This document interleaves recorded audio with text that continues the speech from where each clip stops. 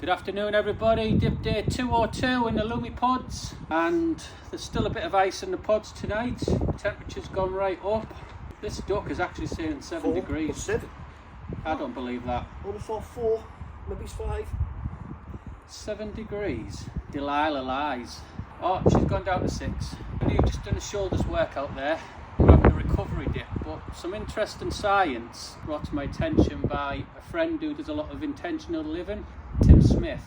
He's actually pointed out that getting in an ice bath straight after doing weights, if your intention is to build muscle, build your shape, it's actually not recommended. It's best to wait a couple of hours, 3 or 4 hours, and let the muscle recover itself before you start getting into an ice pod. It's great for cardio, recovery afterwards, or endurance. Yeah, it gets rid of lactic acid, doesn't it? But I mean, we've got in tonight because We're sore. And we're also not setting out to big bodybuilders. be bodybuilders. We're just doing the weights again, something more for our mental health and something to feel good about. But I will say it does help with recovery, because it's always day 2 that my muscle aches come on, and then getting in the pod really does ease that. I'll second that, absolutely does.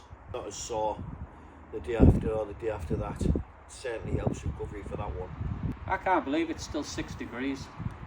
Well, I must admit my hands are telling me it's about 4 at least, but I'm being a wuss tonight, I'm not putting them in. I've been hurting my hands lately, so I brought them out. I've got my boots on too, because my toes can't hack it.